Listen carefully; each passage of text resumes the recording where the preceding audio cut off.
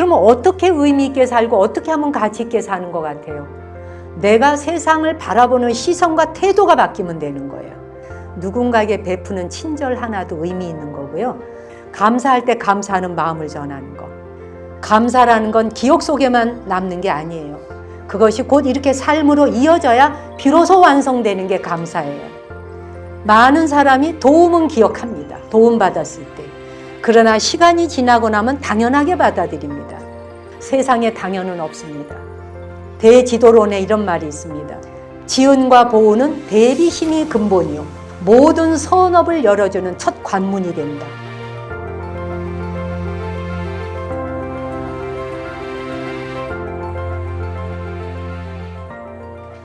여러분 정말 무더웠죠? 그런데 이제 이렇게 시원한 건 올해로 끝이래요. 이제 이만큼 시원했던 것은 올해로서 이제 끝나고 내년부터는 기본 35도에서 40도가 기본 온도래요. 그런데 우리는 거기에 적응할 여가도 없이 이런 온도가 와버렸어요. 가을은 사라지고 봄도 거의 사라지고 점점 더 많이 더워진다고 하니까 마음의 각오를 잘 하셔서 이렇게 점점점 온도가 높아지고 이럴 때는 명상이 대세예요. 그렇죠? 그래서 명상으로 자신의 자율신경과 자기의 그 심리적인 마음 상태를 스스로가 이렇게 온도를 낮추셔야 돼요. 안 그러면 계속 그 더운 거에 들떠가지고 더워 죽겠어 하다 보면 더 더워져요. 좋습니다. 자, 오늘 제가 이 합창단한테 노래 하나를 주문했어요. 창작곡인데 아주 가사가 괜찮아요. 네, 그래서 우리의 삶 자체를 비유해서 만든 것이더라고요. 합창단이 이거를 오늘 제대로 부를 수 있을지 모르겠는데 연습을 했대요. 기를 쓰고. 자, 우리 정박사 합창단에 박수 한번 보내주시고. 네, 좋습니다.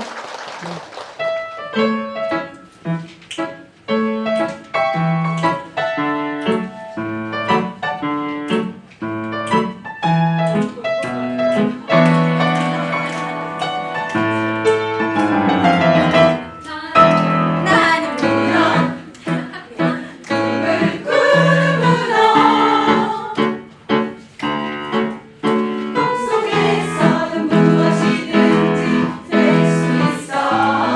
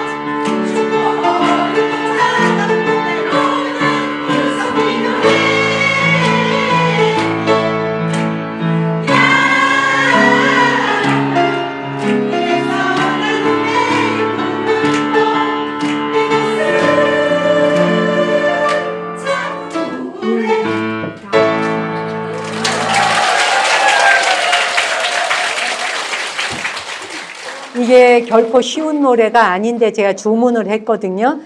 그래도 이 연세가 있는 분들이 막 이래가면서 막 지휘자 따라가느라고 이게 용어 따라하기도 어려워요. 이 노래를 부른 분이 안예은이라는 분이래요. 창작곡인데 노래 부르는 게 굉장히 독특해요. 창법 자체가. 아이들이 일단 이것만 틀어놓으면 난리래요. 아이부터 어른까지 좋아하는데 바닷속에 홀로 남겨진 문어의 고독이 우리 인간의 삶을 노래한 거라 그래요. 이 가사 자체가 보면. 예, 그래서 꿈을 꾸는 순간에는 무지개 빛이 되는 거예요. 그렇죠? 꿈을 꾸면. 그래서 여기 가사에 있잖아. 산에 올라가면 초록색 문어가 돼. 예, 장미꽃밭에 가면은 빨간색 문어가 돼. 횡단보도 건너면 줄무늬 문어가 돼. 이런 발상이 굉장히 하여튼 독특하잖아요. 창작이 너무 뛰어나죠. 그래서 눈을 뜨는 순간 꿈을 꾸고 있을 때는 무지갯빛인데 눈을 탁 뜨는 순간 차가운 현실이 직면하는 거지. 예, 현실은 내가 집에 돌아가 일하고 나서 그냥 샤워하고 딱 누워 잘 때는 잠시 잊은 듯, 그리고 꿈나라를 가면 세상 꿈꾸지 못할 게 없잖아요. 그런데 눈을 탁 뜨면 다시 차가운 현실이 자기 앞에 다가오죠. 그래서 어둡고 깊은 바다로 돌아와야 하는 그것이 현실이다. 그게 우리 삶이다. 라고 하는 거를 노래로 했더라고요. 사람들이, 어른들이 이분이 부르는 노래를 들으면서 나 왜 이렇게 눈물이 나? 이런 분이 많더라고요. 그러니까 이 가사의 내막을 안다는 이야기죠. 나의 문어 선생님이라고 하는 다큐가 있습니다. 혹시 보신 분 계시겠는지 모르는데 저도 아주 오래전에 봤는데 굉장히 감명 깊게 봤고 2번을 연속으로 봤어요. 제가 실제로 바다에 가서 문어 한 마리를 친구처럼 사귀면서 일어나는 일입니다. 문어는 생존을 위해서 엄청난 변신의 그 몸을 바꿔야 되잖아요. 문어는 보세요. 발톱이 있나요? 손톱이 있나요? 강인한 이빨이 있나요? 거북이나 개처럼 껍질이 있나요? 자신을 보호할 수 있는 게 빨판밖에 없어요. 그렇죠? 그리고 야들야들한 살밖에 없어요. 내가 나를 보호할 수 없어요. 그 드넓은 망망한 바다에서 수많은 적들과의 경쟁해야 되는 그 드넓은 바다 안에서, 그리고 숨을 곳만 찾아야 되고 먹을 것 찾아야지, 숨을 곳 찾아야지. 그 다음에 저기서 무엇인가가 자기를 발견했을 때 눈에 보이지 않도록 빨리 변신을 해야 되잖아요. 그 색깔 바꾸는 걸로 자기 생존 전략을 짜는 거예요. 예. 그러니까 무기가 하나도 없어요. 자기를 돌볼 무기는 변신하고 색깔 바꾸는 거죠. 그리고 그 문어가 5억 개나 되는 신경세포, 뉴런 있잖아요. 신경세포라고 하는 게 5억 개나 된대요, 세상에. 그 중에 3분의 2에 해당하는 게 다 어디에 있다? 8개의 다리에 다 가서 있대. 판단력도 빠르고. 근데 혹시 아시나요? 문어는 독고다입니다. 태어나는 순간부터 죽음의 순간까지 유일하게 혼자 삽니다. 누구하고도 섞이지 않습니다. 왜? 가족 살리겠다고 가족 알아보고 이렇게 하다가는 지도 죽어요. 새끼도 죽고요. 그러니까 남을 나라 내비두고 살 놈 살고 죽을 놈 죽으라예요. 그래서 그냥 부화하는 순간부터 독고다이로 삽니다. 그게 문어의 일생이에요. 그 정말 춥고 어둡고 우울할 수 있죠. 그래서 홀로 살아가, 철저하게 평생을 혼자 살아가요. 단독 생활을 합니다. 다른 동료하고 절대 무리지어 살지 않아요. 그리고 특히 암컷 문어는, 그게 이제 나의 문어 선생님이라는 거기에 보면 암컷 문어가 일생에 딱 한 번 수만 개의 알을 낳습니다. 10알, 20알, 100알, 200알이 아니고요. 수만 개의 알을 일생에 한 번 낳는다고요. 그래가지고 수만 개 알을 딱 낳은 다음에는 그 지가 알을 낳은 굴 속에 칩거를 합니다. 그 칩거를 하면서 몇 달 동안 이 알들이 부화할 때까지 먹지도 않아요. 그리고 오직 그 알들에게 산소 공급해 주는 것만 역할을 합니다. 예, 산소 공급을 해주면서 그 알을 돌봐요. 그러고 나서 알이 부화를 하잖아요. 그 알이 부화를 해서 세상으로 퍼져나가는 순간, 다 부화해서 나가는 순간 암컷 문어는 이제 그때서야 비로소 생물학적으로 자기 역할이 끝난 거예요. 할 일을 다 해 마친 거죠. 그래서 부화한 새끼들은 본능적으로 자기가 스스로 혼자 생을 헤쳐가, 요만할 때부터 혼자서 알아서. 예. 그래갖고 알을 부화시킨 뒤에 어미 문어는 모든 에너지를 다 쓴 겁니다. 그러면서 세포가 급격히 노화가 옵니다. 예. 그래갖고 에너지가 다 소진된 상태이기 때문에 몸에 진기가 다 빠진 거예요. 진기가 다 빠져갖고 그 다큐에 보면 그 불구스름하니 그 예쁘던 빛깔이 알 낳고 난 뒤에 그 보살피고 못 먹고 이렇게 하고 부화하는 거 산소 공급해주고 요거 한다면은 허옇게 바뀌어요, 색깔이. 빛깔이 그냥 거의 죽은 빛깔처럼 푸르죽죽 이런 붉으죽죽 이런 식으로 그냥 다 죽은 색깔처럼 보여요. 그러면 이제 그때가 되면 하얗게 탈색이 좀 되지요. 그 힘을 잃었어. 그러고 난 상태에서 굴 밖으로 나옵니다. 예. 그 굴 밖으로 나오면은 이름이 뭐더라 무슨 상어가 있어요. 잡아먹는 상어가. 이제 상어가 그냥 잡아먹어요. 그 상어한테 그냥 잡아먹히려고 나온 건 아니지만 이 자기가 떠나야 될 시간이 왔음을 아는 겁니다. 예. 자기가 이제 이 몸은 진기가 다 빠졌고 더 이상 굴 속에 숨어 있을 이유도 없고 새끼들은 다 부화해서 나갔어요. 그리고 이후부터는 돌볼 이유가 없어요. 그래서 이제 스스로 굴 밖으로 나와서 한마디로 그냥 상어의 먹이가 돼. 그래서 그 다큐를 찍은 그분이 도와줄 수가 없는 자연 생태 현상이니까 그냥 눈물을 흘려요. 너무 가슴 아파하고. 그러니까 이미 자신을 지킬 힘이 없어진 상태. 그때 이제 문어의 신체가 다시 바다 전체의 생태계의 영양으로 돌아가는 거예요. 예, 그래서 그 돌아가는 걸 놓고 우리는 이제 인간이 생각할 때 그러잖아. 인간은 죽음의 순간에 미래를 떠올린단 말이에요. 그죠? 미래를 떠올려갖고 나라고 하는 존재가 소멸할까봐 그 소멸한다라는 추상적 상상 때문에 두려워지고 슬퍼지는 거예요. 고통스러워지고. 그렇죠?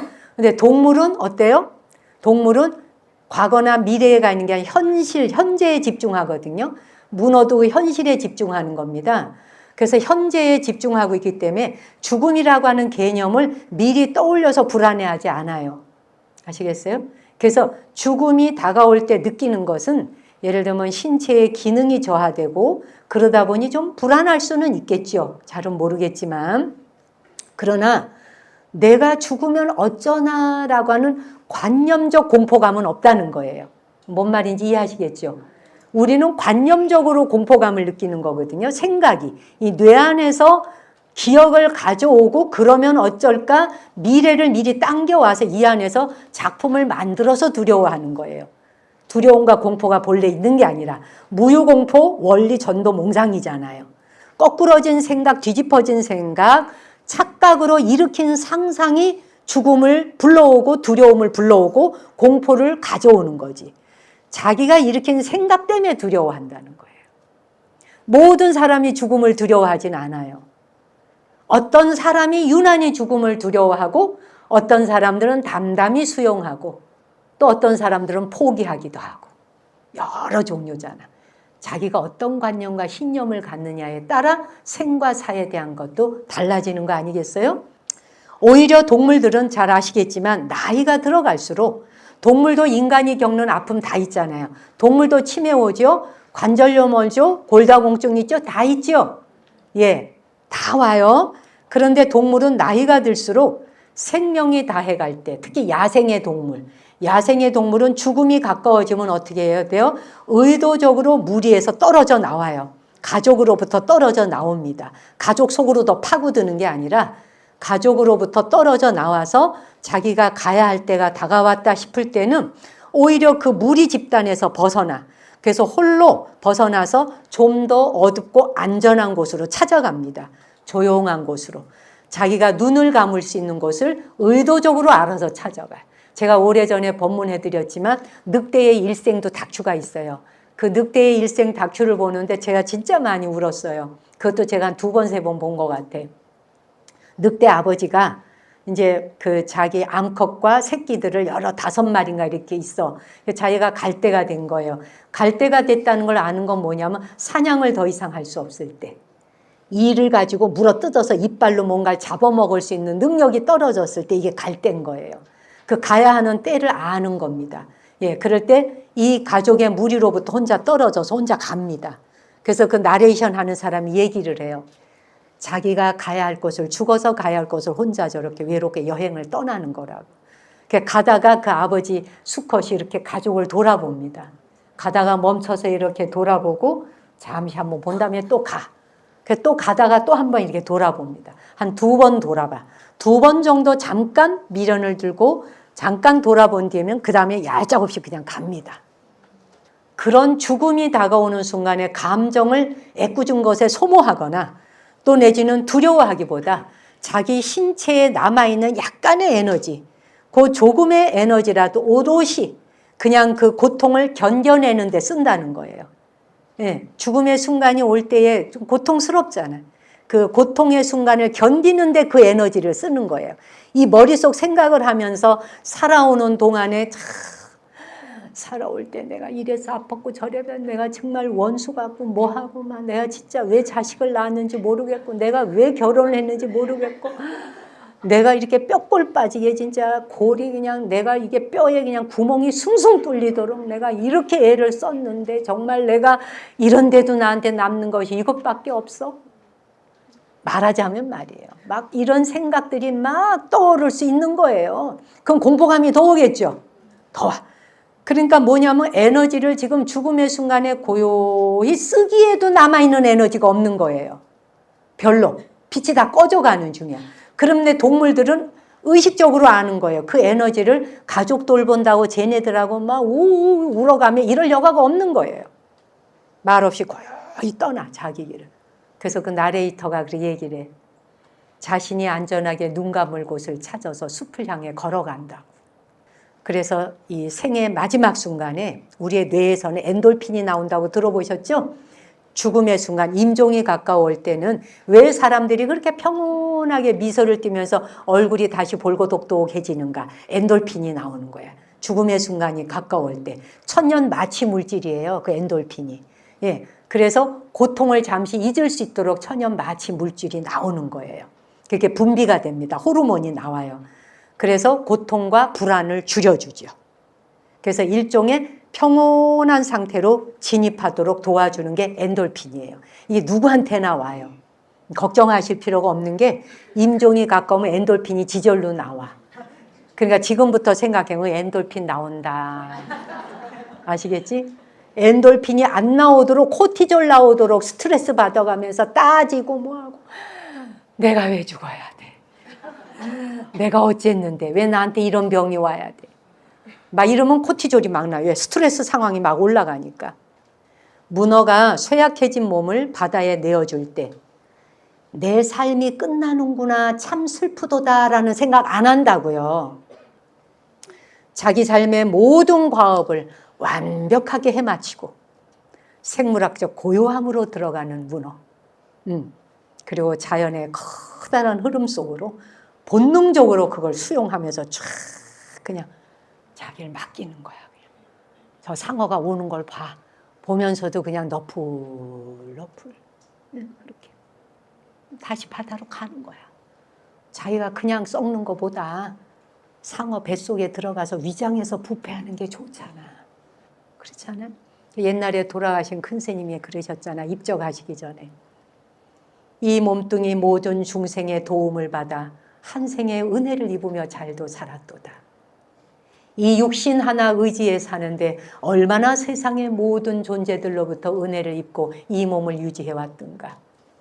그런데 이 몸 죽어서 이제 한평의 띠로 돌아가고자 하니 그런데 이 몸이 땅에 돌아갔을 때 땅에 썩는 냄새를 풍기면서 땅을 썩게 하고 더럽힐까 봐 걱정되노라.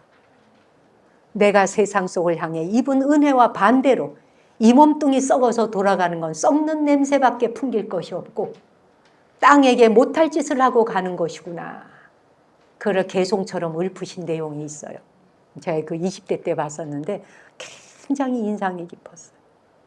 그래, 그런 말씀들이 제 가슴에 항상 범종처럼 울려오는 거야. 경전을 읽거나 어록을 읽거나 큰 스님들의 이런 말씀이 범종 그냥 둥 울리듯이 들려오면 이 머릿속에 또 다시 각인을 하지. 아, 그렇다. 우리 생이 그런 것이다. 이렇게 생각하지. 자연의 커다란 흐름 속으로 돌아가는 그 문어의 일생을 보면 나라고 해서 저렇게 돌아가지 말라는 법 없잖아요. 안 그래요, 여러분? 소멸의 과정이라고 하는 것이 인간에게는 슬픈 것이겠지만 한편으로는 참으로 이상하리 많지 평화롭고 고요하다는 겁니다. 내가 무엇을 위해 사는가라고 스스로에게 질문을 해봤을 때 나는 정말 무엇을 위해서 태어났고 무엇을 위해 살아가는가? 내가 산다는 게 뭔가? 네. 근데 이것이 내가 스스로 나 무엇을 위해 사는 거지? 내가 뭘 위해 살고 있나? 이렇게 물어보는 질문?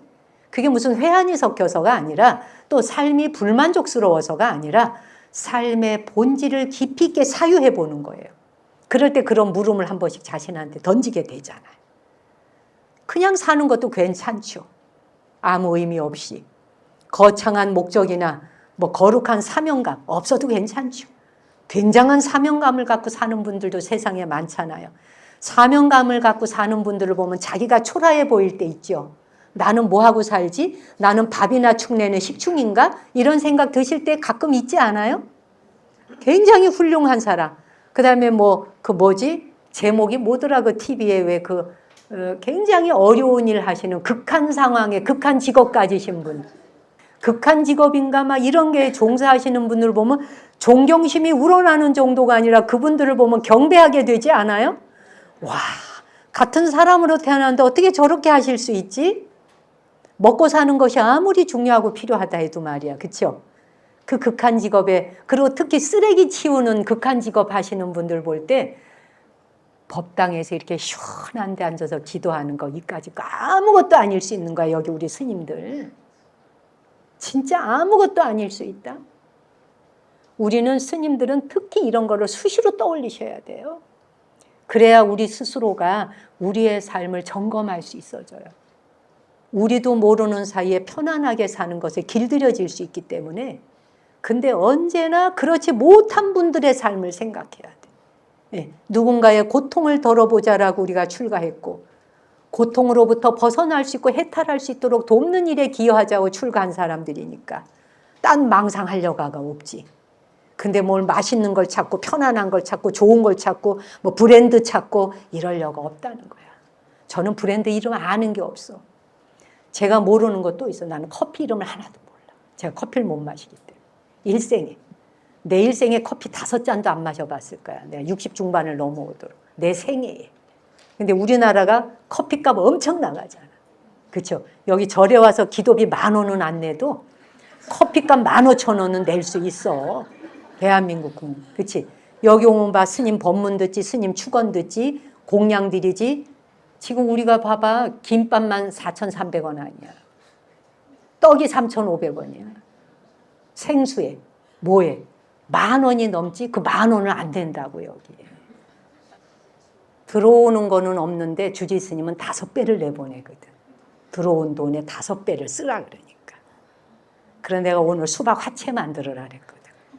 그러니까 막 수박 사들여서 뭘 해라 뭐 해라. 과자도 제일 맛있는 거, 설탕 안 든 거, 건강에 좋은 거, 당뇨 있는 분들을 생각해서 어제 내가 원주스님한테 전화를 해서 스님, 제가 주지가 말하지 않아도 항상 과자 하나도 항상 마트에 가서 살펴보시라고.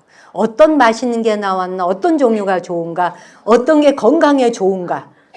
아무거나 뭐 콜레스테롤 수치 높이고 어쩌고 지방질 이런 거 들어간 거는 웬만하면 사지 마시라고. 돈이 들어도 원주 스님이 사주면 예 스님 알겠습니다. 제가 장 보러 나가서 한 번씩 보겠습니다. 나는 또 맛없는 건 먹이기 싫어. 왜? 신도님들이 다 절을 먹여 살리는데 불자님들이 계셔서 절도 운영되고 불자님들이 계시니 우리 스님들도 수행하는 거지. 내가 이분들을 부처님 공양하듯 안 할 것 같으면 절 왜 문 열고 있냐는 거지. 진짜로. 그렇지? 실제로 그래요. 여러분도 자식한테 맛있는 거 사주고 싶잖아요. 여러분은 안 드셔도 여러분은 아무거나 드셔도 자식한테는 좋은 거 사주고 싶죠? 제 마음이 그렇다는 거지. 여러분이 저의 자식과 같은 분이시고 나의 어른들이시고 나의 부모님과 같은 분이시고 내 형제 자매와 같은 분들인데 어찌 내가 그분들에게 먹는 거 먹거리 하나라도 함부로 주겠는가. 그래서 어쨌거나 삶이라는 건 아무 목적이 없어도 괜찮아. 거창한 목적 필요 없고 아까 막 극한 상황의 직업 그런 분들한테 내가 가서 한번 내가 저 쓰레기 그 썩는 냄새 얼마나 대단해. 유리병 있죠? 쓰레기와 병을 다 구별하는 거를 여자분들이 서가지고 손으로 다 구별을 해. 장갑 끼고. 내가 대한민국 국민들한테 진짜 보고드리고 싶고 부탁드리고 싶은 게 있어. 제발 병에 있는 거 마시고 음료 제발 잡수고 나서 물에 좀 헹궈서 버려줘요. 물에서 헹궈서 버려줘야지만이 재활용이 돼요. 재활용 안 되면 그 안에 음식물 들러붙고 세균 있는 건 씻어서 세척을 못해요. 세척 못하는 건 다 쓰레기예요. 다 여러분의 세금으로 만들어야 되는 거예요. 2중 3중. 나라 망하는 거야 여러분. 아시겠어요? 항상 물에 씻어서 버려. 그냥 틱틱 버리는 것 좀 하지 말고 사다 먹는 거는 좋아하면서 왜 환경을 생각하지 않아? 이렇게 더워서 떠 죽는다 그러면서 이산화탄소 메탄가스 때문에 이렇게 떠 죽고 온도 올라가고 사람을 견딜 수가 없어. 나는 내 걱정이 아니라 나는 다 살았기 때문에. 지금 아가야들 있잖아요. 영상이나 이런 데 애기들을 보면 너무 걱정이 돼. 이 아이들이 이 무더운 곳에서 저 여리디 여린 살로 땀띠 나고 어떻게 살아가야 되지? 저 영상 보다 보면 애기들 걱정이요. 우리가 다 만들어 놓은 세상에 저 아이들 솜털 같은 애들이 여기 태어났는데 어떻게 살아야 돼 도대체가 애들이. 우리가 정신 차려야 되는 거예요. 우리 한 사람 한 사람이. 저는 병도 웬만하면 병에 저거 태그 붙여놨잖아요. 웬만하면 뛸 수 있으면 다 가위질해서 칼질해갖고 뛸 수 있으면 다 띄어서 버려요. 물병 하나도. 그냥 집에서 내 손의 수고로움 그냥 한 1, 2분에서 길어야 5분이면 되거든 여러분. 안 그래요? 그래서 난 정말 이거는 호소하고 싶어. 바닷가나 산에 가서 제발 먹은 쓰레기 좀 버리고 오지 말고 섬에 낚시하러 들어갔고 그 섬 바위 구석구석에 쓰레기 좀 박아놓지 말고 제발 내가 이렇게 빌면 내가 파리 좀 돼보자 파리. 아우 내가 오늘은 파리 역할 좀 한번 하자. 섬에 가서 낚시하면서 왜 담배꽁초를 사이사이에 쑤셔 넣냐고. 제가 여수에서 배 타고 세존도까지 들어가서 우리 신도님들 버스 한 대 가가지고 배 타고 들어가고 세존도 그 좋은 곳에 구경 가고 세상에 거기에서 무슨 참선 명상을 한 게 아니라 비닐봉다리 들고 왔고 쓰레기만 1시간 동안 줍다 왔어요. 사이사이에 박힌 거 핀센트로 뽑아가고. 아니 담배꽁초를 쑤셔 넣어도 어쩌면 그렇게 꼭꼭 집어넣어요? 바다에 실려오지 말라고 좋은 일 한다고 그렇게 하는 건가? 그래 웬만하면 마트 가서 물건 사실 때도 쓰레기 종류로 많이 나오는 종류는 안 사셔야 돼. 안 살수록 우리가 안 사잖아요. 그러면 회사도 그런 제품을 안 만들지. 소비자가 소비를 해주지 않는데 어떻게 만들겠어요? 안 그래요? 고급으로 갈수록 포장이 더 세요. 그래 안 그래요? 약통 하나가 오잖아 약통이. 그러면 이 약통 하나 집어넣은 고급 물건 만드는 그 박스 집어넣은 게 난리가 아니에요. 이 박스를 어떻게 버려야 되나 고민이 될 정도야. 대한민국은 제가 부산에 가서 했던 법문이 있어요. 우리는 대한민국 시민이 되어서는 안 됩니다. 우리는 지구의 시민이 돼야 합니다.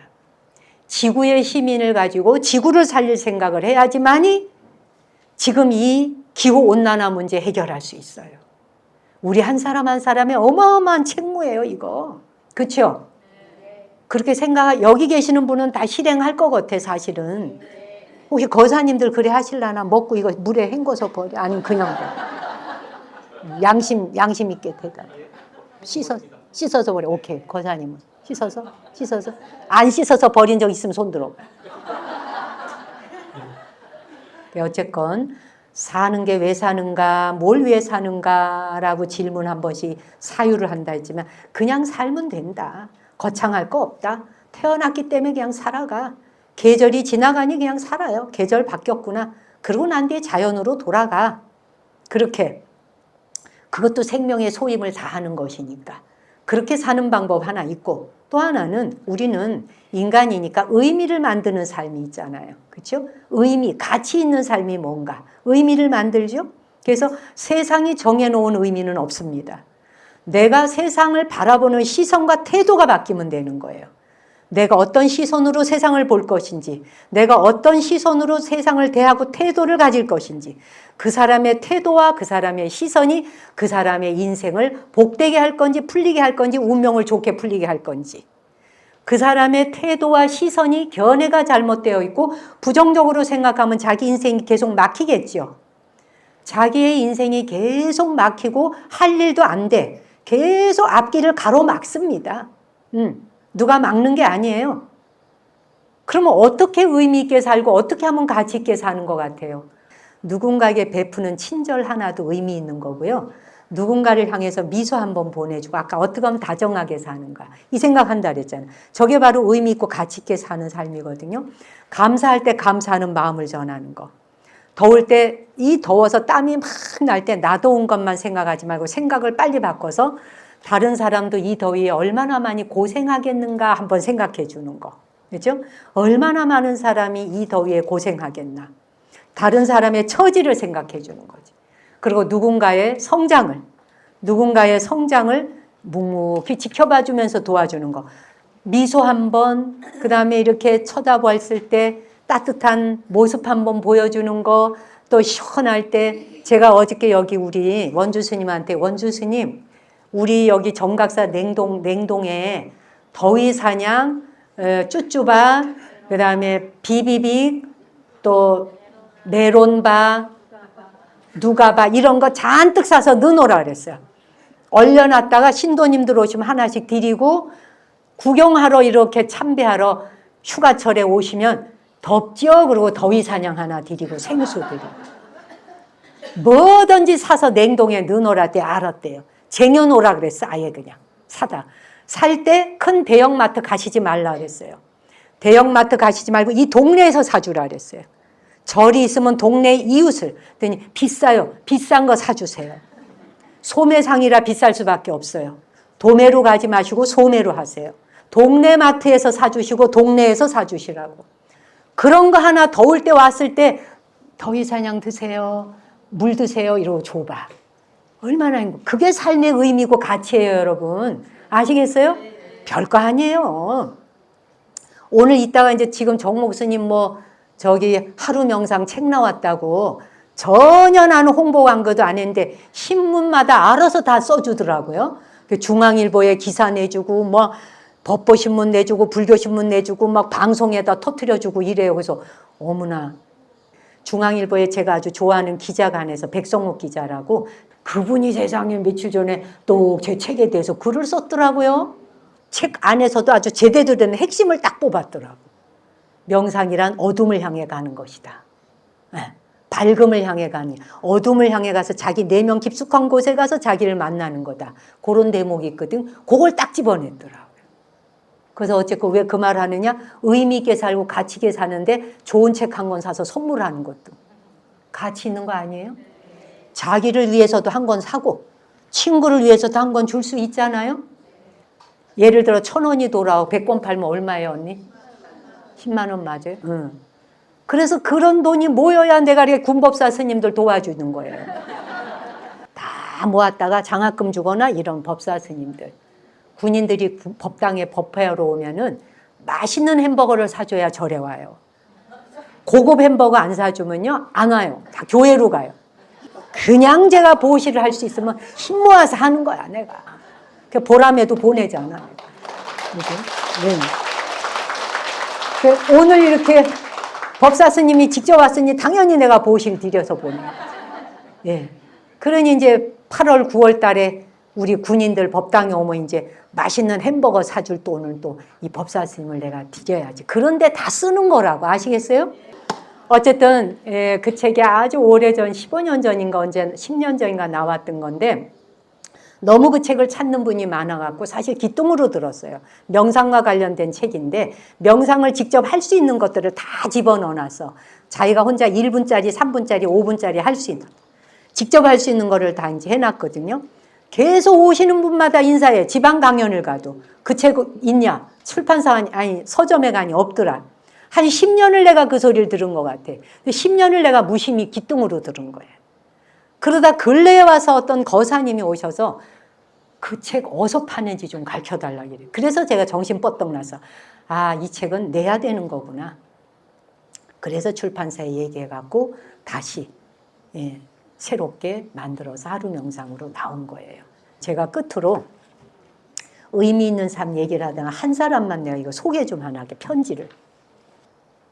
충남 금산에 신안사라는 절이 있어요.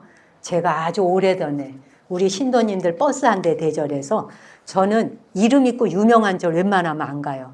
가난하고 이름 없는 구석에 있는 절을 찾아가서 신도님들이 그 절에 보시하게 해요. 10,000원이라도. 예, 그 절에. 그리고 좀 천년고찰 좋은 데 있으면 숨어 있는 절들 찾아가. 그랬더니 며칠 전에 거기에 있는 종무소장님이 불명이 미소래요. 미소보살. 그래서 미소보살님이 편지를 보내왔어요. 제가 이건 한번 잠시 소개할게요. 자, 무더운 여름 스님의 법체 강령하심을 기원합니다. 금산의 신안사 총무 미소보살 인사드립니다. 세월이 참으로 빠르게 흘러 스님께서 신도님들을 인솔하시고 우리 신안사를 찾아주셨던 그 귀한 인연이 벌써 몇 해 전의 일이 되었습니다. 그러나 그때의 감사함은 세월이 흘러도 결코 옅어지지 않고 오히려 신안사가 발전해 갈수록 더욱 사무치게 다가옵니다.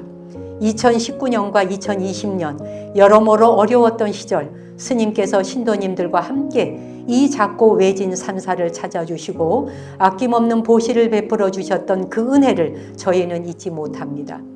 그 당시 신안사는 한 달에 복전함, 불전함의 수익이 월 30만 원 남짓해서 전기세조차도 감당하기 어려웠습니다. 그리고 찾아주는 신도도 없고 드물고 하루하루가 힘겨웠던 시절이었습니다. 그런 저희에게 정목스님과 신도님들께서 마련해서 내밀어 주셨던 손길은 그 한 달 수익의 20배에 가까운 큰 금액이었고 제가 몇백만 원을 드리고 왔거든요. 그리고 저도 준비해 간 돈을 드리고 함께 가신 신도님들께 정각사에 보시하지 마시고 이 절에 보시해달라. 10,000원이라도 좋으니 이 절에 부처님이 공양 잡수실 수 있게 보시해 주세요 했더니 다 주머니에 내셨어요. 그래서 그거를 너무 절이 정말 가난하고 이래가지고 이런 절에다 보셔야 됩니다 하고 제가 드렸던 게 있어요. 했더니 30만 원씩 들어오는 것에 20배가 넘는 돈을 주셨다 이 말입니다. 큰 금액이었고 이것은 단순한 물질적 도움을 넘어 신안사가 다시 일어설 수 있는 결정적인 밑거름이자 용기와 희망이었습니다. 그 씨앗이 오늘의 결실로 이어졌음을 스님께 꼭 전해드리고 싶습니다. 2023년부터 시작한 템플스테이는 2년 연속 우수사찰로 선정되는 영광을 안게 되었고 지금은 예약이 어려울 만큼 많은 분들이 찾아주시는 산사가 되었습니다. 또한 해우소 신축 등 여러 불사도 하나씩 이루어 시설을 개선했고 무엇보다 우리 신안사의 대광전이 국가 지정문화재인 보물로 지정되는 참으로 뜻깊은 경사도 맞이했습니다. 그래서 이렇게 짧은 시간 안에 신안사가 눈부시게 발전할 수 있었던 데에는 주지스님, 맥산스님이시거든요. 주지스님이신 맥산스님의 훌륭한 인도와 원력이 큰 힘이 되었음을 함께 말씀드리고 싶습니다. 맥산스님께서는 어려운 여건 속에서도 흔들림 없이 대중을 이끌어 주시고 크고 작은 불사마다 지혜로운 결정과 정성으로 신안사의 앞날을 밝혀주고 계십니다. 그 바탕 위에서 어려운 시절 정목스님께서 보여주셨던 자비와 신뢰가 더해져서 이 작고 초라했던 산사가 오늘날 이렇듯 발돋움할 수 있었다고 신도들 모두가 한마음으로 여기고 있습니다. 이러한 감사한 마음을 어떻게든 전해드리고자 우리 신안사 신도님들이 산에 올라가서 직접 채취하고 정성껏 손질한 고사리를 보내드립니다. 큰 것은 아니오나 저희의 정성과 감사한 마음을 담았사오니 부디 귀히 여겨 받아주시면 감사하겠습니다. 정목스님께서 베풀어 주셨던 그 자비의 마음이 있었기에 오늘의 신안사가 있음을 잊지 않고 그리고 마음 깊이 새기면서 앞으로도 더 많은 이들에게 위안과 평안을 나누는 도량이 되도록 전진하겠습니다. 인연이 닿는 대로 다시 한번 신안사를 찾아주신다면 신도들 모두 큰 기쁨으로 맞이하겠습니다. 약소하지만 깊은 감사의 마음을 담아 보냅니다. 편지 너무 잘 썼죠? 저는 이미 갔다 왔고 보시했고 잊어버렸지. 까마득히. 그런데 너무 추운 겨울이었어요. 그때가. 추운 겨울인데 너무 스님이 안쓰러워서 내가 가서 스님 손을 이렇게 잡아드렸어요. 잡아드리면서 스님 겨울 잘 견디셔야 돼요. 보일라도 못 될 수도 있을 지경이었으니까. 그래서 너무 가난하니까. 신도가 일단 없으니까. 예, 절에 신도가 없지 뭐 월에 30만 원 갖고 전기세도 못 냈대잖아요.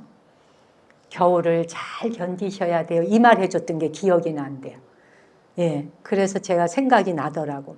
사람은 도움을 받을 때보다 도움 받은 뒤에 어떤 사람이 되는지가 더 중요해요. 신안사가 어려웠던 시절 받았던 고마움을 그 불사가 거룩하게 이루어진 뒤까지도 잊지 않고 있다는 거. 감사라는 건 기억 속에만 남는 게 아니에요. 그것이 곧 이렇게 삶으로 이어져야 비로소 완성되는 게 감사예요. 감사라는 건 기억으로 하는 게 아니라 인격으로 나타나는 거거든요, 여러분. 그렇죠? 많은 사람이 도움은 기억합니다. 도움받았을 때. 그러나 시간이 지나고 나면 당연하게 받아들입니다. 자식이 부모에 대한 감사도 당연히 받아들입니다. 부모도 부부 사이에도 마찬가지입니다. 당연한 걸로 생각합니다. 세상에 당연은 없습니다. 당연히 없다는 게 진리입니다. 서로가 끝까지 보듬고 감사해야 되는 겁니다. 왜? 그분이 아니었다면 이 세상에 내가 어찌 그 일을 가고 그 경험을 했겠습니까? 가장 가까운 사람에게서 우린 감사를 놓칠 수 있거든요. 그 마음을 챙길 수 있을 때 그 사람의 인품과 인격이 커지는 거예요. 그래서 인품과 인격이 큰 자식은 부모에게 효도하잖아요. 자식도 부모에게 효도하지만 부모도 자식에게 끊임없이 사랑하잖아요. 당연한 건 없어요. 시간이 지날수록 더욱더 깊이 감사해야 되고 또 그 고마움을 다른 곳에 베푸는 것으로서 보답하는 거예요. 받은 은혜를 세월이 흘러도 잊지 않고 형편이 나아진 뒤에 감사를 전하는 마음이 이 편지에 담겨 있어요. 한 달에 30만 원 정도밖에 보시가 되지 않던 시절에 받았던 그 도움을 몇 해가 지나서 절이 커지고 불사가 이루어진 뒤에도 잊지 않고 산에서 직접 채취한 고사리를 한중 고사리를 꺾어가며 우리를 생각했을 거 아니에요. 그래서 고사리를 담아 보낸다는 것 자체가 그분이 저한테 돈 비싼 거를 사서 보낸 것보다 굉장히 가슴에 남죠. 그렇죠? 대지도론에 이런 말이 있습니다. 지은과 보은이 있어요. 알지자의 은혜 은자 지은, 보답할 보자의 은혜 은자 보답하는 마음. 은혜를 아는 것과 은혜를 갚는 것, 지은과 보은. 지은과 보은은 대비심이 근본이요. 대비심의 근본이요. 모든 선업을 열어주는 첫 관문이 된다. 선한 마음을 열어주는 관문이 된다. 은혜를 알아차리고 보답하려는 마음이 자비의 출발점이라고 하는 말을 하고 있는 겁니다. 보은한다고 하는 건 꼭 도움을 받은 사람한테만 갚으라는 게 아니에요. 그 사람한테 갚는 것이 다가 아니라 자비를 또 다른 사람한테 흘러가도록, 강물이 흘러가듯이 흘러가도록 하는 거예요. 내가 이 사람한테 도움받았으면 저 사람한테 미소 하나라도, 고마운 거 하나라도, 선물 하나라도, 누군가가 힘든 사람이 있을 때 그 사람을 위해서. 우리 왜 외국에서 외국인이 왔는데 버스 카드가 돈 낼 게 없어가지고 가로막혀갖고 서 있으니까 우리나라 그 아가씨 같아 이쁘게 생긴 여성이 가다가 도로 와서 자기 카드를 툭 찍어주더라고. 찍어주니까 열리니까, 그런데 열리고 아무 말도 안 하고 그냥 쿨하게 싹 사라져. 툭 눌러주고 툭 가니까 외국인이 못 모르고 쑥 들어가더니 찍어갖고 자기네 나라 다 보라고 유튜브에 올린 거예요. 네. 그러면서 야, 대한민국 국민 진짜 신기하다는 거야. 가다가 돌아와서 버스 못 나가고 있으니까 툭 눌러주고 보내주고. 이런 게 이 사람이 그러면 자기가 은혜를 입었잖아. 이 외국인이. 그 은혜 입은 거 갖고 자기도 어떤 순간에 남을 도울 수 있잖아요. 이렇게 자비심은 흘러가는 거예요. 자비심은 강물 흐르듯이 흘러가는 거야. 멈추지 않고. 법문 한마디 들은 사람이 그 들은 말을 남에게 전하는 거. 여기 이제 제가 오늘 편지 다음 달에 소개할게요. 오늘 이제 많아서. 많은 편지 중에 내가 몇 개만 골라왔는데 이게 다음 달에 한번 소개할게요. 보내주신 내용들이 좋아가지고. 다 윤화방송을 통해서 자기 인생 바뀌었다는 얘기예요. 윤화방송 들으면서 뭔가 좋았어요. 그리고 뭔가 자기가 변화가 왔어요. 그럴 때 윤화방송을 들어보시라고 누군가에게 권해주는 것도 자비심이죠. 그거를 불교에서는 권선이라 그래. 선을 권하여 베풀어준다. 그걸 보시기도 해요. 보시하는 거예요. 돈만 주는 게 보시가 아니에요. 내가 듣고 좋아, 그걸 누군가와 나누는 거. 이거 한번 들어봐. 그리고 기왕 해줄 때 구독도 좀 해, 이러면 더 좋지. 좋아도 눌러봐, 이러면 더 좋지. 네. 그리고 광고 홍보도 내가 안 한다고 얘기했죠. 광고 홍보가 나오는 거는 구글에서 어쩔 수 없이 집어넣는 건 우리 손으로 못 막아요. 예, 못 막고 우리는 일단 광고 안 쳐요. 여러분 보시는데 방해 안 되게 하려고. 법문 듣는데 뚝 잘라. 법문 듣는데 뚝 잘라. 광고 들어와 봐. 누가 봐? 나부터도 안 봐. 안 그래요? 그래서 우리 방송국 직원들이 광고 몇 개만 좀 받자. 내 앞에서 항상 파리가 되지. 이래가지고. 하지 마라. 내가 광고 수익비 받으려고 윤화방송 연 거 아니다. 세상 사람들의 삶이 고단할 때 힘든 순간에 자기가 있는 장소에 나를 직접 못 봐도 여기 못 오셔도 이절 신도 아니어도 그가 어느 곳에 있던 이거 들고 보다 보니까 자기 마음에 위안이 됐네. 오늘 좀 하루 이해가 됐네. 나는 그 목적을 위해서 윤화방송 연 거지 인기 얻으려고 한 것도 아니고 구독자 많이 늘어나서 무슨 상 받으려 한 것도 아니고 광고 수익비 받아갖고 돈벌이 하려 한 것도 아니고 단 한 분이라도 윤화방송 통해서 삶에 도움받으시면 되는 게 내가 이거를 문을 연 목표다.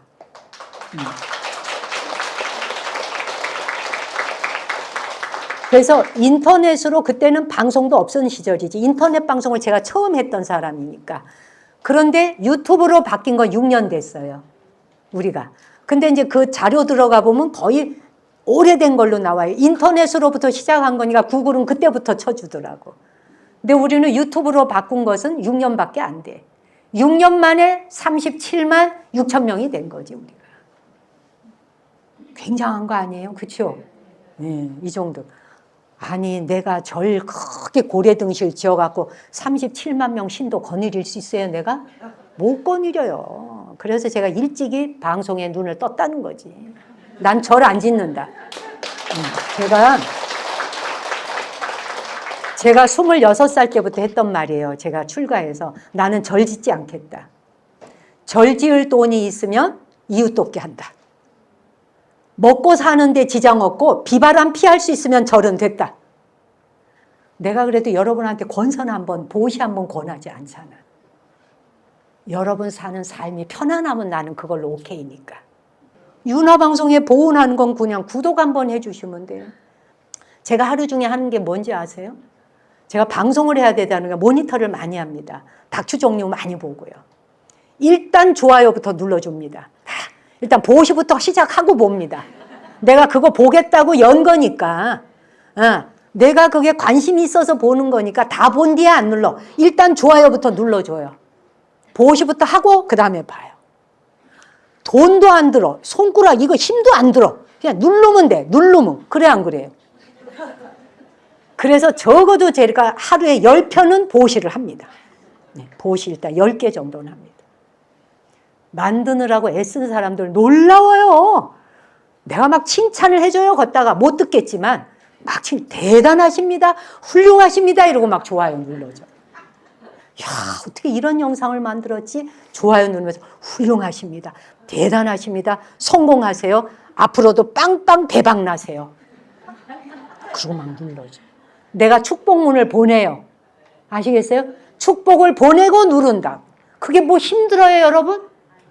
아니 훌륭하시고 대박 나라는 말하는데 돈 들어요?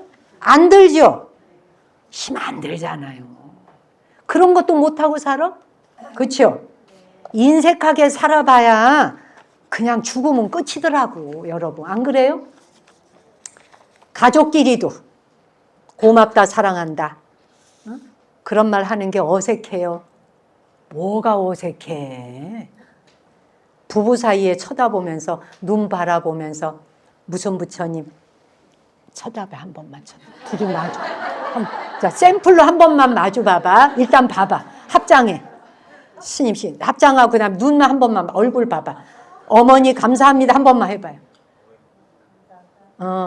감사하대. 같이 와줘서 감사하대. 자, 이렇게 가족 사이에 눈 바라보고 고맙다 미안하다 말하는 거 굉장히 어색해요. 이거 굉장한 세컨다리예요. 세컨다리가 뭡니까? 프라이머리가 아니라는 거야. 첫 원력이 아니라는 거지. 세컨다리는 뭐예요? 번뇌망상이 따라붙은 생각이란, 잡생각이란 뜻이에요. 어색하다, 쑥스럽다, 부끄럽다. 내가 가장 고마운 분인데, 가장 사랑하는 분이고, 부모님 날 낳아서 나를 뱃속에 받아서 키우실 때까지 10달간 고생하신 것부터 생각해봐. 어머니를 한번 생각해봐요. 10달간 그 자식을 배 안에 넣고 사람이 띠뚱거리고 살아야 된다는 거, 여름 더위 겨울 추위 보통 일 아니에요. 여러분. 여러분이 배에다 바가지 얹어놓고 한번 해봐봐. 이불 보탱이 싸갖고 여기다 묶고 이러고 돌아다녀봐. 체험도 하잖아요. 허리가 흰대잖아. 뼈가. 일로 누우니 불편해, 절로 누우니 불편해. 불편을 감수하며 10달을 어머니가 뱃속에 키우셨잖아. 제왕절개를 하던 순산을 하던 생사를 찢고 나와야 되잖아. 우리가 칼로 여기 조금만 베도, 제가 공부하다 보면 새 책날에 이거 손 비는 게 다반사야. 내가 책장 넘기다가 싹 비면 얼마나 따가운지 몰라. 그렇죠? 그거 내가 조금만 비워도 따가운데 생사를 찢고 그 자식을 낳으며 8섬 서말이라나 피를 흘린다잖아요. 왜 부모님 중에 여자가 남자보다 골다공증이 많이 걸리는데 자식 낳아서 걸리는 거 아세요 혹시? 자식 낳느라고 피 쏟아갖고 피 속에 있는 철분 성분 다 빠져나가고 골다공증 오는 거예요. 어머니가 건강관리 잘못해서가 아니라 여러분. 자식 낳느라고 피골이 상접하고 골 다 빠진 거예요. 피 속에 영양가가 다 들어있잖아요, 여러분. 적혈구 안에. 안 그래요? 그걸 다 쏟아낸 거예요. 그런 어머니예요. 근데 어떻게 마주보고 고맙다, 감사하다, 다 컸다고. 그 말 한 번 하는 게 그렇게 쑥스러워야 되고 이 속에다 담아만 두고 살아야 돼. 여기다 담아놨다 다음 생에 저승에 가져가서 염라대왕 앞에 펼쳐놓으려고 그래요, 계산서를. 늦어요. 이미 늦어요. 그렇죠? 다음 생에 만나서 어쩐다고 하는 건 보장 없어요. 지금 하셔야 돼. 지금 하셔야 돼. 아시겠지? 얼마나 더 땀 흘리고 사느라 고생이잖아. 그러니까 엄마가 음식 하나 차려내고 이럴 때 시원한 거 맛있는 거 좀, 이 더운데 이거 해주시느라고 엄마 고마워요. 너무 맛있어요. 그러면 더위가 싹 식어지지 그냥. 이 등줄기로 그냥 그 고맙다는 말이 그냥 이 폭포수 쏟아지듯이 시원해지지 등줄기가. 그래 안 그래요? 맞죠? 아이 맛없어. 아유 그냥 아유 뭐 이래봐. 더 더워 그냥 여기가 땀이 막 나. 그냥 땀이 짜증이 올라오니까. 안 그래요? 여기 신랑들도 아시겠죠? 남편 되시는 분들 아시겠죠? 당신이 한 거는 진짜 맛있어. 맛없을 때도 그렇게 말해야 돼? 어떻게 해야 돼? 근데 맛이 없을 때는 좀 맛없다는 얘기는 하는 거 받아들이셔야 돼, 주부들이. 왜? 거짓말 하도록 만들면 안 돼. 좀 맛이 좀 그러네. 그럼 그랬어? 이렇게 받아줘야 돼. 아유, 그래서 내가 오늘 조금 음식이 간이 안 맞았나 봐. 오늘 좀 그런가? 바꿔볼까? 여보, 그럼 내가 다음엔 맛있게 해드릴게. 나가서 사 먹어! 어휴, 정말. 밖에 나가봐라. 이런 것도 해주나? 그러면 대화가 안 통하지요. 여러분, 극락세계 가고 싶으시다며 자기 집을 극락 만드셔야지. 나가서 사 먹어. 이건 바로 지옥 만드는 거지. 싸우자. 한판 싸워. 이거는 지옥 바로. 지옥구덩이에서 뭐예요? 한빙지옥 아니면 불구대기 지옥 만드는 거야. 화탕지옥. 지장경에 지옥이란 지옥 다 나오지. 그거 한번 구경해 보셔. 무슨 지옥이 있나. 발설지옥부터 별 거 다 있어. 불구덩이 지옥, 얼음지옥, 칼산지옥, 그 다음에 뾰족뾰족 지옥. 그걸 다 걸어가야 돼. 자기가 하는 생각과 말이 상대방을 송곳 위에 누인다고요. 안 그러겠어요? 내 자식이 내 남편이 오늘은 음식이 조금 맛이 간이 좀 안 맞네 라는 말 할 수 있어야 돼. 그러고 받아들일 수 있어야 돼. 이게 얼마나 멋있어요. 안 그래요? 이걸 뷰티풀한 사람이라, 아름다운 사람이야. 말할 수 있어야 되고 받아줄 수 있어야 돼요. 지가 듣고 싶은 말만 듣고 싶어 하면 어떻게 거짓말해야 되지. 맛이 없는데 아, 맛있네. 아니야, 괜찮아. 이게 뭐요, 한 집에 사는데. 안 그래요? 그래, 안 그래요? 맞죠? 아니면 아이 그냥 그만 먹자. 우리 맛있는 거 시켜 먹을까? 얼마나 좋아. 그러면 극락세계지 그게. 그렇죠? 이게 뭐 어려워요, 여러분? 안 어렵죠? 근데 왜 행동으로 안 될까? 왜 업대로 사라질까? 업 바꾸는 게 그렇게 어려워. 껍데기 벗기는 것처럼 할 수 있죠? 우리 그렇게 한번 살아봅시다. 감사합니다. 고맙습니다.